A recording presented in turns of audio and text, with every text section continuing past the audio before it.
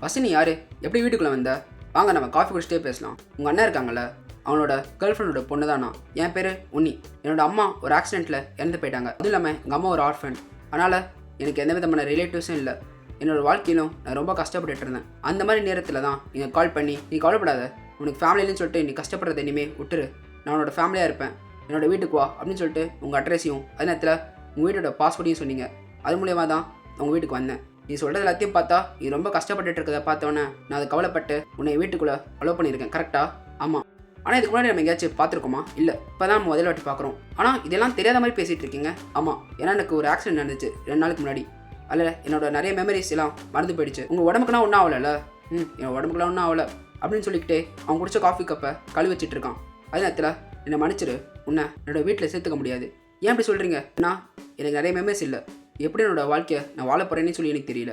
இந்த நேரத்தில் உன்னை வேறு சேர்த்துக்கிட்டா எனக்கு இன்னும் பெரிய பாரம் தான். அப்படி சொல்லாதீங்க ப்ளீஸ், உன்னை நம்பி தான் இங்கே வந்திருக்கேன் அப்படின்னு சொல்லிட்டு அவள் கெஞ்ச ஆரம்பிக்கிறா. அதே நேரத்தில் அவள் இன்னொன்று சொல்கிறா, வேறு நம்ம ஒரு கான்ட்ராக்ட் போட்டுக்கலாமா, நீங்கள் வந்து என்ன பொண்ணாக தட்டு எடுத்துக்கோங்க அப்படின்னு சொல்லிட்டு இப்படி யோசிக்க ஆரம்பிக்கிறான். இவன் சொல்கிறதும் கரெக்டு தான். ஏன்னா ஆக்சிடென்ட் மூலியமா நான் வேறு ஒரு இடத்துக்கு போய்ட்டு பல பிரச்சனையை சந்தித்தேன்.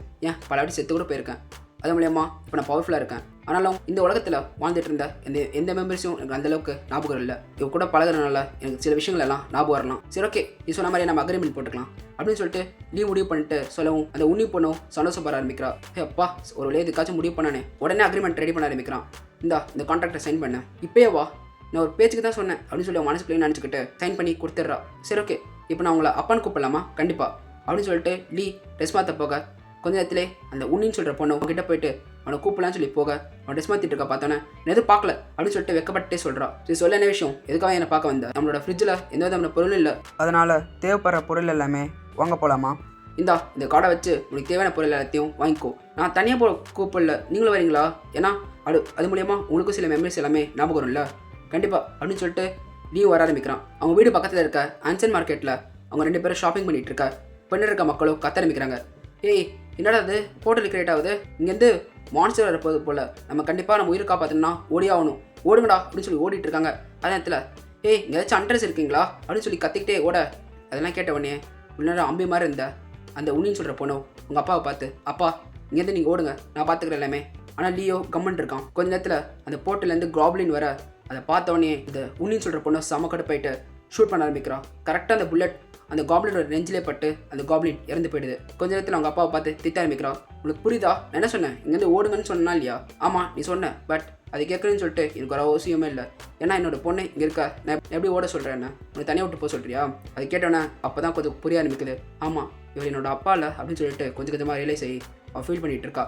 அந்த நேரத்தில் ஒரு போலீஸ் ஆஃபீஸர் வந்து, எங்களுக்கு இந்த இடத்துல ஒரு போர்ட்டல் கிரியேட் ஆகி அதுக்குள்ளே வந்து காப்ளின் வந்துச்சுன்னு சொல்லி இன்ஃபார்ம் வந்துச்சு, அது நீங்கள் பார்த்தீங்களா சார் அப்படின்னு சொல்லி கேட்க, லியோ அந்த சைடில் இறந்து போயிருக்க காப்ளினை காமிக்க, இது நீங்களா கொண்டீங்க? நான் இல்லை, என் பக்கத்தில் இருக்க என்னோட பொண்ணை தான் கொண்டுச்சு அப்படின்னு சொன்னோன்னே போலீஸ் ஆஃபீஸர், உங்களோட ஐடி கொடுக்குறீங்களா, நான் செக் பண்ணணும். சரி, ஓகே, இந்தாங்க. அதெல்லாம் செக் பண்ணி பார்த்துட்டு, சரி, ஓகே, உங்கள் அக்கௌண்ட் நம்பரையும் கொடுத்துட்டு போங்க, இதுக்கான பேமெண்ட்டை உங்களுக்கு அனுப்பிடுறேன். ஏன்னா இதுக்கு காசு கொடுப்பீங்களா? ஆமாம், இந்த மான்ஸ்டர் கிட்டேருந்து ஒரு மேஜிக் ஸ்டோன் கிடைக்கும், அதை நாங்கள் விற்கிற மூலியமா எங்களுக்கு கிடைக்கிற காசை உங்களுக்கு அப்படியே கொடுத்துருவோம். அது மட்டும் இல்லாமல் நிறைய பேரோட உயிரை நீங்கள் காப்பாற்றிருக்கீங்க, அதுக்காகவே நாங்கள் கொஞ்சம் அதிகமான அமௌண்ட்டை நாங்கள் கொடுப்போம். சரி, இப்போயாச்சும் உங்களோட அக்கௌண்ட் நம்பரை கொடுக்குறீங்களா? என்னோட அக்கௌண்ட் நம்பரா அப்படின்னு சொல்லிட்டு அவங்க அப்பா பார்த்துட்டு, அப்பா நீங்கள் கொடுங்க, நீ நானே இந்த அண்ட் பண்ண, அதனால் இது உனக்கு தான் சொந்தம், நீனே கொடு. அது கேட்டோன்னா அவளுக்கு இன்னும் சந்தோஷம்.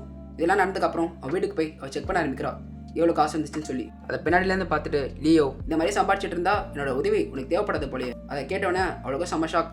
அப்பா அப்படின்னா ஒன்றும் இல்லைப்பா, எப்படினாலும் நீங்கள் தான் என்னோட அப்பா, நான் என்ன தான் சம்பாதிச்சலாம், ஏதோ எனக்கு ஃப்ளூக்கில் இந்த காப்ளின் கொண்டுட்டேன், இதே மாதிரி எப்பயும் என்னால் காப்ளின் ஆட் பண்ண முடியுமா? அது இல்லாமல் எனக்கு எந்த விதமான பவரும் அவேக்கனிங் ஆகலை. என்னது உண்மையாவா? உனக்கு கல்டிவேஷன் சொல்லிட்டு தெரியுமா? கல்டிவேஷனாக என்ன? அதாவது வெளியே இருக்க எனர்ஜியை உள்வாங்கி நம்மளோட பவரை வெளிப்படுத்துறது தான் கல்டிவேஷன். அதனால் எனக்கு தேவையில்லை, நீங்கள் ஃபஸ்ட்டு சாப்பிடுங்க அப்படின்னு சொல்லிட்டு சாப்பிட்டுட்டு இருக்காங்க. அதே நேரத்தில் பார்த்தீங்களா, எனக்கு ஒரு பெரிய அகாடமி கிடச்சிருக்கு, நான் கண்டிப்பாக ஃபேமஸ் ஆவேன். நல்லது தான். சரி, ஓகே, இப்போ நீங்கள் சொல்லுங்கள், நீங்கள் எங்கே வேலை பார்க்குறீங்க? நானா எங்கெங்கன்னா போர்ட்டல் கிரியேட் ஆகுதோ அதெல்லாத்தையும் செக் பண்ணுறதே என் வேலை. நான் ஒரு கவர்மெண்ட் எம்ப்ளாயி, ஆனால் அது ரொம்ப டேஞ்சரஸான வேலை இல்லை. அப்படின்னா ஒன்றும் இல்லை அப்படின்னு சொல்லிட்டு சாப்பிட்டு முடிச்சுட்டு தூங்க ஆரம்பிக்கிறாங்க. அடுத்த நாள் அவனோட ஆஃபீஸ்க்கு போகலான்னு சொல்லிட்டு போக ஆரம்பிக்கிறான். ஆஃபீஸ்க்குள்ளே போனோன்னே அவனோட மேனேஜரோ, நெல்லி இப்போ உடம்பு பரவாயில்லையா? நல்லா தான் இருக்குது சார், ஃபஸ்ட்டு உடம்பு தான் முக்கியம், புரியுதா? அதை பத்திரமா பார்த்துக்கோ அப்படின்னு சொன்னோன்னே அதெல்லாம் கேட்டுட்டு அவன் வேலை பார்த்துட்டு இருக்குமால அவன் பக்கத்தில் இருக்க ஒருத்தனும், என் ஞாபகம் இருக்கா? அவனை பார்த்து முடிக்கிறான் லீ. சரி, எனக்கு புரியுது, என்னை பற்றி உனக்கு ஞாபகம் இல்லைன்னு சொல்லிட்டு, சரி நானே இன்ட்ரடியூஸ் பண்ணிக்கிறேன், நானும் அவனோட சீனியர். என் பேர் ஐசக். லீகிட்ட பேசி முடிச்சக்கப்புறம் அவன் மேனேஜர்கிட்ட போயிட்டு, மேனேஜர் என்ன கூப்பிட்டீங்களா? ஆமாம். ஏய் ரொம்ப டைம் ஆகிட்டு இருக்குடா, இன்னுமா அன்டர் வராங்க? ஆமாம் சார். பின்ன அந்த அன்டர்ஸ் எல்லாமே ரொம்ப பெரிய ஆளுங்களா?